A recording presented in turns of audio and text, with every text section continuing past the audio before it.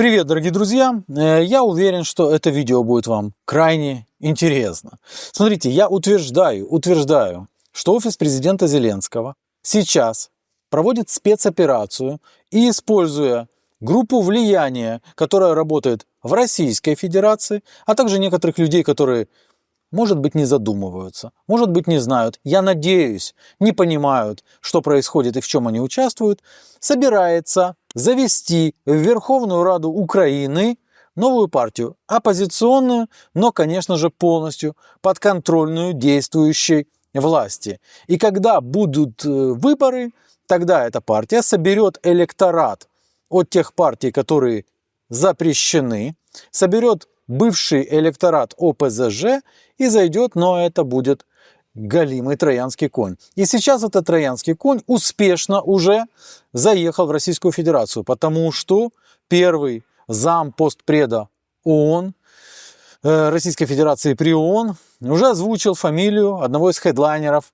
списка, того самого списка, который обсуждают сейчас уже все, благодаря вашему покорному слуге. Александр Дубинский. Недавно мы с вами получили письмо бывшего депутата Верховной Рады Украины, ныне обвиняемого в госизмене Александра Дубинского. Затронутые им факты, в частности гибель от пыток в застенках киевского режима американского журналиста Гонсало Лиры. Этот человек находится в списке, там некоторые называют список Панченко, некоторые называют там списки политзаключенных и так далее. Короче, в списке ряд фамилий вынесены в виде главных ВИПов, короче. Там их 6 или 7 фамилий, я их перечислял уже, эти фамилии, вы их тоже знаете. Там Асамадиана есть, там есть Артем Дмитрук. Фишка в чем? Сейчас уже начали говорить на федеральных каналах про Дубинского. Это, многие смеются. Они вот тут написали, оказывается, чуть ли не в Совбез ООН письмо. Вы можете представить украинского оппозиционера, который из тюрьмы пишет письмо всем членам Совбеза ООН? Смешно. Чтобы оно... Вот я прям вижу, на деревне дедушка, дорогой дедушка. Список лиц, которые там значатся как пострадавшие от режима, анекдотичен. Многие вдруг вроде как заметили, да, что человек, находящийся в Украине, в тюрьме, не может из тюрьмы спокойно каждый день писать статусы, давать комментарии СМИ и оскорблять Зеленского. Почему это невозможно? Смотрите, это очень просто. На самом-то деле это то же самое, что в коробок вы кладете там жучка, и коробок кладете себе за пазуху, во внутренний карман. Вот это вот то же самое, что в Украине сидящий по политической статье человек медийный. Он за пазухой у Зеленского с Ермаком. И тут не надо мудрствовать долго, что с этим человеком делать. Ты просто достаешь коробок, берешь эту букашку и давишь ее. И не надо рассказывать о том, что, мол, политика убить не могут. Депутата. Это не политика, это депутат. Могут. Антона Полякова убили Ковалева, вместе с женой убили. Они убили человека, который участвовал в переговорах. Они убили его, зная, что он работает на ГУР. Они убили его и бросили, просто тупо бросили в центре города. А после этого глава ГУР Буданов рассказал об этом. И об этом напечатали даже в западной прессе. И что? Да и ничего. Герой Украины, по всей видимости, за это главе СБУ выдал Зеленский. Поэтому убить кого-то не проблема. И, конечно же, многие люди, которые сейчас смеются, еще вчера этого не замечали. Что это? Как такое может быть? Люди, попадающие в тюрьму в Украине, перестают существовать медийно. Они не могут уже... Обратите внимание, даже тот же Евгений Шевченко, он заявлял, что он агент ГУР и даже показывал свое удостоверение. Да, он пришел в военной форме когда-то в Верховную Раду. В общем, даже он, как только он попал в СИЗО, он перестал медийно существовать. Никто не может записывать видео, интервью и так далее. Никто. А в Украине сидят политические, реально тысячи. Из них медийных сотни. И никто из них ничего не записывает. Дубинский записывает. И когда на федеральных СМИ смеются, это на самом деле уже не смешно.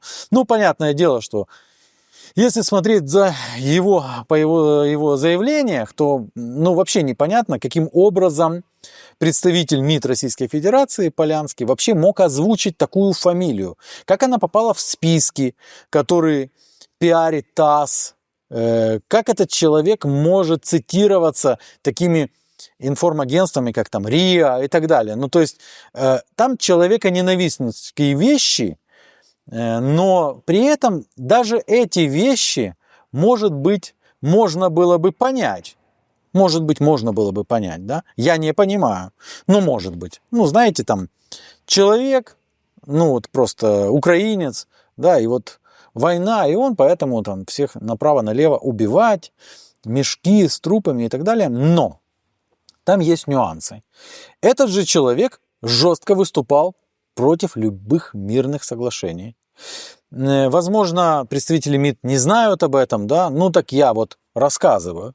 Предложенные сошедшим с ума кремлевским диктатором условия мира для Украины – это, по сути, переход нашего государства в статус колонии России. Принятие этих условий не только невозможно политически, но и угрожает полным уничтожением страны. Это те самые условия, которые сегодня мы обсуждаем и говорим. Смотрите, тогда еще не было потеряно там, десятки тысяч километров нашей территории и сотни тысяч километров хрен с ним. Как говорится, да, в сравнении с сотнями тысяч жизней, которые уже не вернешь. И говорят, это Джонсон виноват. Не только Джонсон. Ради чего и ради кого мы вдруг согласились на переговоры с Россией? Ну, Россия, он пишет, конечно, по-другому. Человек не только призывает объединяться вокруг Зеленского, но и поддерживает то, что офис президента говорит о границах 1991 года. Абсолютно согласен с тезисом чиновников ОП о том, что победа Украины – это выход на границы 91-го.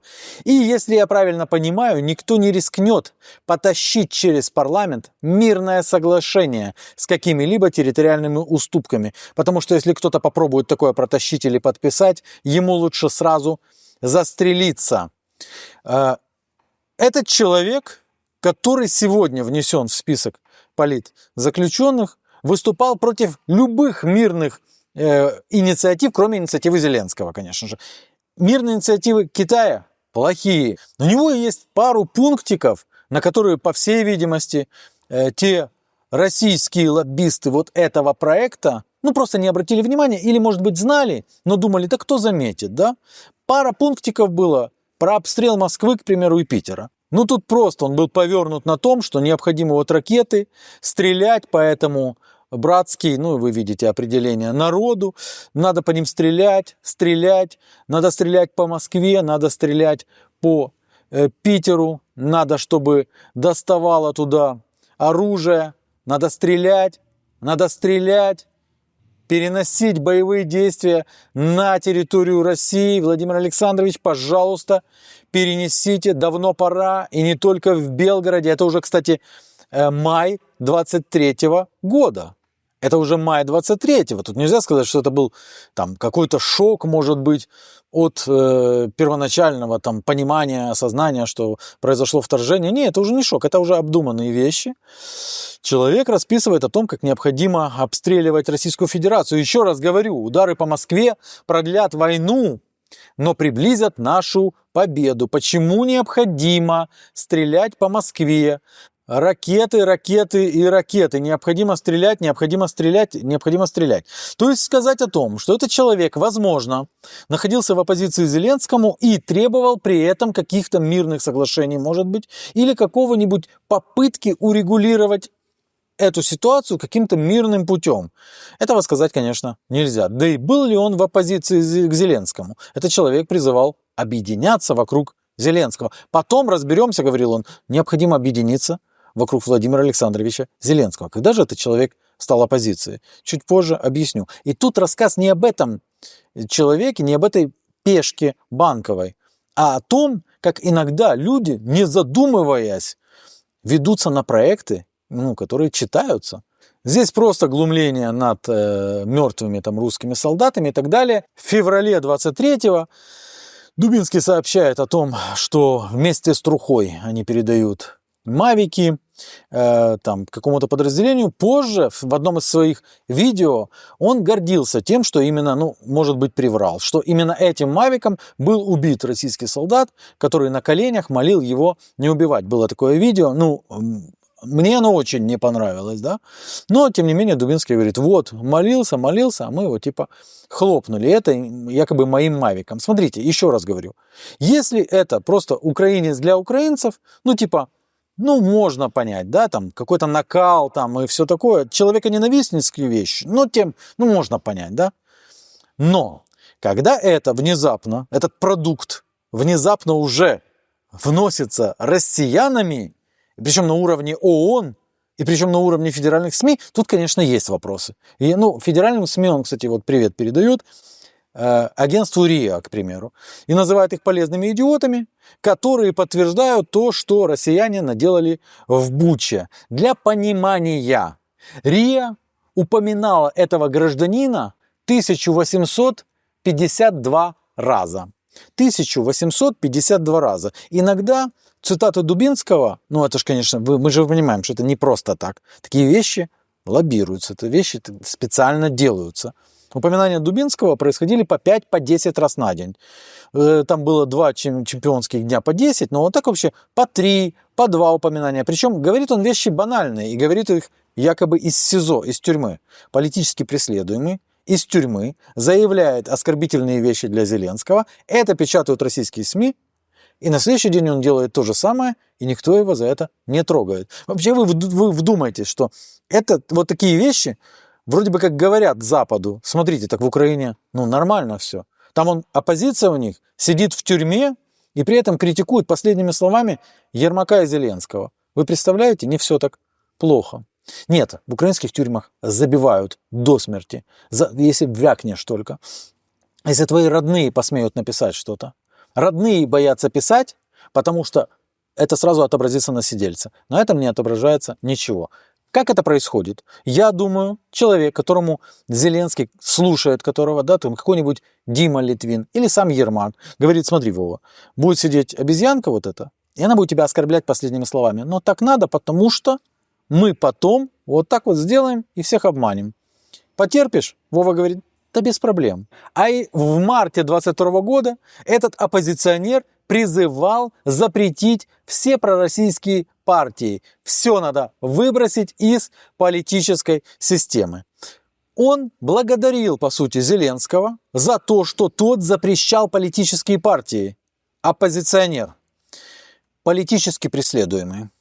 Далее он зациклен был на ОПЗЖ и на том, что ОПЗЖ необходимо добить, уничтожить, отовсюду выгнать, ну и желательно, конечно же, всех посадить. Это очень много было посвящено статусов тому, что необходимо уничтожить ОПЗЖ. То есть необходимо было уничтожить вообще всю оппозицию.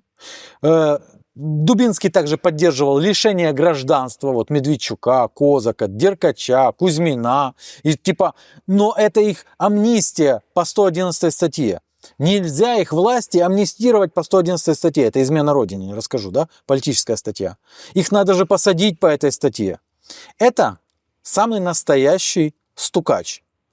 Этот стукач сообщил не далее, чем вот несколько часов назад, что он напишет донос на меня в испанскую полицию прямо из СИЗО за то, что я убил Портнова. Говорит, надо проверить причастность Портнова. И когда я это увидел, я думаю, ты что, мразь, совсем офонарел? Ты мало доносов в своей жизни ничтожной написал. Тебе надо здесь попытаться еще типа жизнь портить. Мне он этим жизнь не испортит. Но вы вдумайтесь, какая калиброванная мразота. Он, сидя в СИЗО, политический борец, пишет доносы на тех, кто реально является занозой в заднице офиса президента. Доносы в полицию. Ах ты мусор. Но мусором не становятся за один день. Апрель 23 года. Он обращается в НАЗК с просьбой внести венгерскую OTP Group в список международных спонсоров войны. Он пишет донос на венгерский бизнес. Я уверен, венграм это понравится. Он пишет донос и добивает. Он регулярно пишет эти доносы по поводу венгерского бизнеса. И потом с великим просто удовольствием сообщает всем нам, что он добился внесения венгерской группы OTP в перечень международных спонсоров войны России против Украины. Смотрите, у нас во дворе, вот меня этот, статус этот поверг просто в шок. То я напишу, чтобы тебя проверили там. Да, пиши, конечно. Но просто что... Вы знаете, у нас во дворе такое было. Вот были такие, мы их называли, извините, жлобами. Маленькие жлобы, да, жлобики. И вот эти маленькие жлобики, конечно, они были детьми больших жлобов. Они вот для них нормально было постоянно стучать, бегать, докладывать и так далее. У нас же и в школе как-то так сложилось. Я учился еще, начинал в советской школе, да. Во взрослых классах то понятно, но вот даже в младшей школе было совершенно не принято стучать. К стукачам было отношение, как к козлам. И тут нет никакого, знаете, там, зэковских каких-то движений. В Европе принято, к примеру, да. Но это же не европеец. Это просто стукач. И, по всей видимости, его родители с детства так учили. Стучать. Вот здесь вот он стучит еще на каких-то людей. Видите, что он вот там какой-то человек проводит время с попами УПЦ Московского Патриархата. Вообще это очень интересно читать по поводу попов УПЦ Московского Патриархата. Потому что там в этом списке есть 2 священника и как минимум 2 воцерковленных человека. Я не знаю, а там Артем Дмитрук вот это вот видел, нет? Вот здесь вот он обсуждает то, что обстреляли церковь, и вот здесь попы Московского Патриархата стали украинскими патриотами. А теперь я вам покажу, как глушился УПЦ вот этим вот гражданином на протяжении долгого времени. Смотрите, вот кто-то, кто выносил в списки, потом пиарил на федеральных СМИ, потом притащил это имя на Совбез ООН от Российской Федерации. У них Google забанили или что? Що потрібні людині, яка вірить у Бога, посередники? Нет, конечно, посредники человеку, который верит в Бога, не нужны. А посредниками у него являются священники УПЦ. Никогда ни другой конфессии, только УПЦ. У него задача была мочить Украинскую Православную Церковь. И он всегда добавлял Московского Патриархата. Коли в країні війна та смута, свої тенети розкидають мисливці за душами. Охотники за душами. Священники УПЦ – это охотники за твоей душой. Берегись, украинец. Що в церкві буде працювати священник-наркоторгівець. Священник-наркоторговец, где бы вы думали? В Российской Федерации. А дальше программа будет посвящена кому? УПЦ. Только УПЦ. Они мочили УПЦ. Задача власти. А что поделать? Горе-релігія в нашому наступному сюжеті. Горе-религия. И дальше в таком же стиле. Интересные обороты. Вот видите, в УПЦ считают, что обыски у них – это давление на церковь. Как они посмели? В обшуканому Московському Патріархаті Православної Церкви вважають, що такими обшуками їх спонукають перейти у підпорядкування від Москви до Стамбулу. Да. От них именно вымогали этого. Давили на них этими обысками именно для того, чтобы отнять у них церкви. Но видите, как кривляется? Оппозиционер, політично преследуемый. Виявляється, це будинок церковнослужителя. І не якого-небудь, а самого владики Павла. О, вот это вот крайне интересно. Потому что я эту фамилию где-то видел, и лицо это видел. Владыка Павел. Это наместник Печерской лавры. Его посадили. Его посадили, потому что надо было забрать Печерскую лавру, что они успешно сделали. Где же я его видел? Вот этого вот человека, которого мочит Дубинский. А вспомнил. Он рядом в списке вместе с Дубинским стоит. Вот митрополит Павел, епископ Украинской Православной Церкви, Московского Патриархата, митрополит Вышгородский и Чернобыльский. Смотрите-ка, сидит. Сидит, друзья мои, по 161 статье, часть 1, и статья 436, часть 2. Сидит он под домашним, угрожает ему 10 лет. Как вы думаете, догадаетесь, а какая программа на 1+1 написала донос на него? Зовсім не по-християнськи владика заговорив напередодні отримання Україною Томосу. У цьому інтерв'ю російському виданню він сипав явно не любов'ю. Они настучали, это уже из другой передачи, они много передач посвятили владыке Павлу. И Дубинский везде в этих передачах, они настучали на него в СБУ, на него завели дело, и его закрыли. Скандальний намісник лаври владика Павло. Так, я являюсь инициатором того, чтобы выселили лекарню. Ребята, разные передачи, разные. Они на нем акцентировали внимание. В итоге получилось отжать лавру. Дубинский. Как это вообще? Згодом стало зрозуміло, за що ж насправді переживав Павло. Дуже швидко історична будівля у центрі Києва відійшла монастирю. Рассказывали, что это просто Москва хочет забирать исторические здания в центре Киева. Они постоянно нагнетали, постоянно вбрасывали. У них эксперты были очень важные. Вот этот вот, он работал в УПЦ, служил в УПЦ. Ой, там так плохо. Отець Сергій протягом 18 років служив церкві Московського патріархату. Він добре знає, як ворожа пропаганда застосовувалася до прихожан української церкви. Вражеская пропаганда промывала мозги украинским гражданам, которые по скудоумию являлись прихожанами УПЦ. Вот опять Дубинский. Здесь они троллят, смеются над УПЦ, предлагая им разместить икону Путина. Ха-ха. Ми звернулися до панотців Московського патріархату з пропозицією встановити в храмі ікони святого Путіна. І вони погодилися. Они всегда изображали, и помните, сколько я видео посвятил вот таким вот ублюдкам, которые постоянно изображали верующих, такими, знаете, недоразвитыми. Пресвятий Путін, на якого реально готові молитися? Я день и ночь молю, вот идем в церковь просить Бога, чтобы был Путин. Дубинский приветствовал Томос, приветствовал то, что у Украины появилась своя церковь, но волновало его очень сильно, что приходов маловато, и надо же у Москвы отбирать. Вже у суботу визначний день для України. На соборі має бути проголошена незалежна від Москви Українська автокефальна церква. Церковь, которая станет еще одним гвоздем в гроб попыток возвращения воздействия Москвы на Украину. Через Украинскую православную церковь, конечно. МП действовала Москва. Церква, яка стане ще одним цвяхом у труну російських планів щодо повернення впливу на Україну. Але цей цвях ще потрібно вбити. І проти українського молотка у Російської православної церкви є багато прийомів. Каким-то образом московский патриархат может воздействовать на нашу молодую украинскую церквушку. И оказывается, что провокации, которые предотвратила, слава богу, предотвратила Служба безопасности Украины, а еще деньги. А деньги они берут с приходов. Поэтому приходы у них надо забрать, что успешно потом было осуществлено. Починаючи від провокацій, які начебто вдалося попередити СБУ, і закінчуючи найдієвішим у всіх світах інструментом – грошима. Майже 13 тисяч приходів дають Московському патріархату колосальний дохід. Регулярно находили дома большие, все, но только у священников УПЦ. Не перепутай, у других такого нет. Як бачимо, віра осліпила декого з вірян. Когось навіть не цікавить розкішне життя від попа.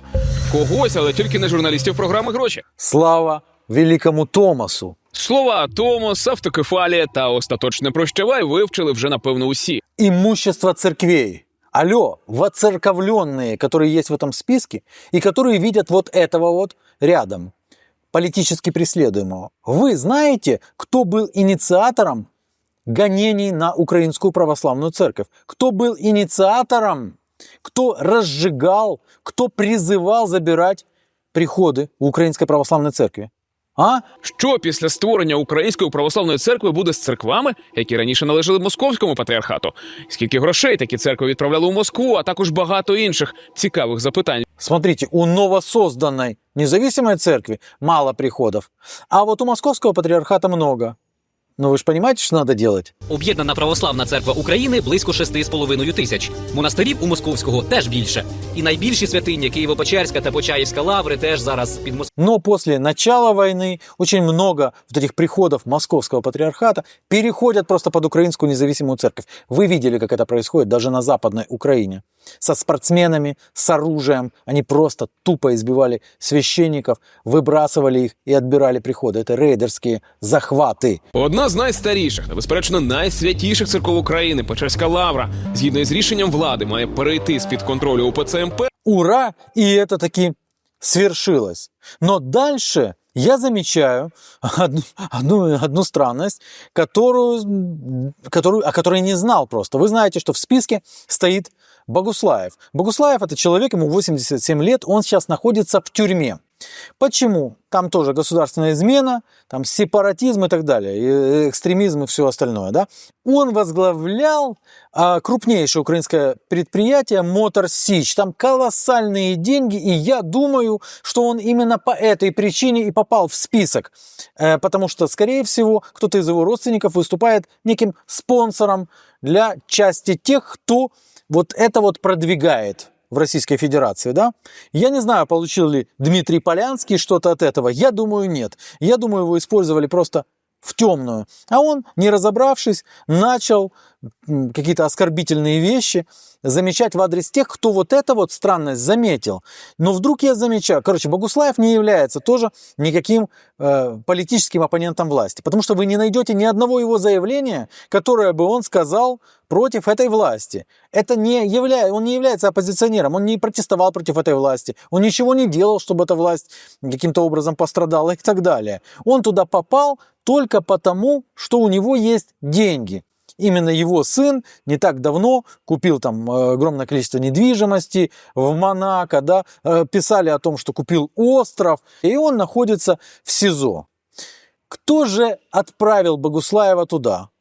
Батюшки святые. Помните историю о том, как первый замглавы фракции «Слуга народа» публично оправдывал коллаборационизм Богуслаева? Оказывается, в декабре 22 года Дубинский сообщал о том, что Богуслаев чистый коллаборант, и его необходимо, да, посадить в тюрьму. Но Дубинский долгое время преследовал Богуслаева, обвиняя его уже в чем угодно. Упал самолет со студентами, с курсантами, это виноват Богуслаев. Это еще 20-й год.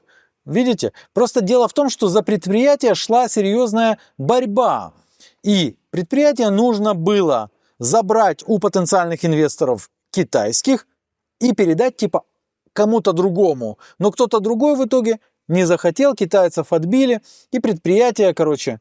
Вот смотрите, Дубинский обратился к Урусскому с требованием разобраться в ситуации с Мотор Сич, и он там говорит, что Богуслаев, преступник, надо разобраться. Он опять пишет донос. Это доносчик, профессиональный доносчик. И работал он, конечно же, на власть. И работает он на власть. Смотрите-ка, ГБР проверит Богуслаева на причастность к гибели украинских курсантов. Оказывается, под подозрение может попасть гендиректор Богуслаев. На включение его персоны в список подозреваемых настаивает народный депутат Украины Александр Дубинский. Народный депутат отправил соответствующее обращение в адрес руководства страны и силовых ведомств. Он отправил донос на Богуслаева.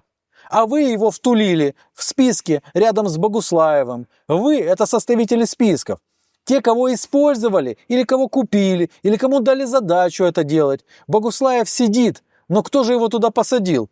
Да елы-палы, что же это такое? Как Богуслаев отмывал деньги Кремля в Украине? Ребята, Богуслаев, оказывается, чистый преступник. Он отмывал деньги Кремля в Украине. Это 111 статья четкая. Ну да, ему же дали как раз 111 статью. Вот еще немного интересного про слуг Богуслаева. Он с этим Богуслаевым, он его просто преследовал. Как и обещал, направил очередной донос. Запрос касательно высказываний первого заместителя главы фракции мотовиловца в поддержку сепаратиста Богуслаева, который после начала войны продолжал снабжение российско-фашистской армии. Ребята, кто добивался? Всеми силами добивался того, чтобы Богуслаева посадили. Да этот же доносчик, профессиональный доносчик. И здесь опять про Богуслаева, и опять он пишет доносы и сообщает. Тут дальше уже похоже на анекдот, потому что рядом в списке с Дубинским находится народный депутат Евгений Шевченко. Тут очень интересно, вот этих ребят почему-то не лишают мандатов. То есть обычно без проблем лишают мандата депутата, который там попал. Ну что, вы считаете, что против лишения мандата Дубинского никто бы не проголосовал? Да проголосовали бы, конечно. Но их даже это не выносится на голосование. Ни по Шевченко, ни по народному депутату Дубинскому. Как вы думаете, почему? Так вот, Евгений Шевченко, который в этом же списке умниками внесен рядом с Богуслаевым и Дубинским. Незрозуміла це приватизація Богуслаєва, як до нього, як до директора заводу, у власність попав завод, який там коштує мільярди доларів, де він їх взяв, і взагалі, як це сталося? Це ж, в принципі, крадіжка там світового масштабу. Богуслаев, оказывается, украл предприятие. Смотрите, там можно было бы сказать, что это реально анекдотичная уже история с этим списком, да? Но она не анекдотичная, она страшная. Ибо это настолько явный проект офиса президента что действительно становится страшно. А что за люди, которые это двигают, которые это пытаются продвинуть? Теперь за что посадили Дубинского? Как они все становятся оппозиционерами? Дубинский практически до конца 23 года славил Зеленского. Никаких проблем не было. Более того, он, сославшись на то, что его отец болеет, выехал для того, чтобы кататься на яхте. Это было летом 23 года. Он успешно катался на яхте. Смеялся, когда мой дом забрасывали коктейлями Молотова, и прилетело их 7 штук в дом, в котором спала моя семья, в том числе 2-летний ребенок. Он фотографировал свои ноги и выкладывал, эти гении. И на этом они спалились, потому что они засветили, что они находятся в Барселоне. Просто на отдыхе. Вот за это его изначально и взяли. И когда его начали хватать хорошенько за гриву, он начал что-то там пытаться оппозиционно высказываться. Не-не, это не то, друзья. Если ты оппозиционер, и у тебя из-за этого проблемы, ты оппозиционер. А если у тебя проблемы, и ты из-за этого стал вдруг оппозиционером, то ты фуфло. А это не просто фуфло, а проект Банковой, который сидит в СИЗО и совершает то, что невозможно совершать для любого другого сидельца. Он каждые 10 минут пишет какие-то статусы, записывает какие-то подкасты, дает какие-то комментарии. Сейчас я смотрю, федеральные СМИ немножко задумались, и уже вот пару дней не вижу упоминаний гениальных высказываний Дубинского. Что, начали задумываться? А до этого, пока куча моих подписчиков не стала вас трусить и говорить, что вы творите, вы сами задуматься не могли? Небожители, бояре. Мозгов не хватало, да? Это профессиональный доносчик. И он постоянно писал доносы в СБУ. Вот здесь вот он, допустим, пишет донос на главу евразийского подразделения Всемирной организации скаутов. Прошу отреагировать СБУ. Профессиональный доносчик. Пиши свой донос. Но для меня теперь каждый человек, который продолжает тулить эти списки вот с такими вот гражданами, является таким же, как он. Является частью проекта улицы Банковой, офиса президента и всех этих мразей, которые вот таких вот доносчиков очень сильно уважают. У меня все, дорогие друзья. Огромное вам всем спасибо. Вы самые крутые. И поверьте мне, хоть вы во многих местах, где вон те, не учились и на Манхэттене, шампанское не пьете, как там некоторые представители России в ООН, вы намного умнее их, потому что вы просто на секунду остановились и задумались, а что это? Это проект Банковой. Благодаря вам, скорее всего, он будет зарублен. И это круто, друзья. Подписывайтесь. Мы армия. Действенная армия, которая добивается побед. Люблю вас всех. Обнял. А это опять высказывание Дубинского. Ну так, чтобы не забыли. Музыкальная пауза. Пока.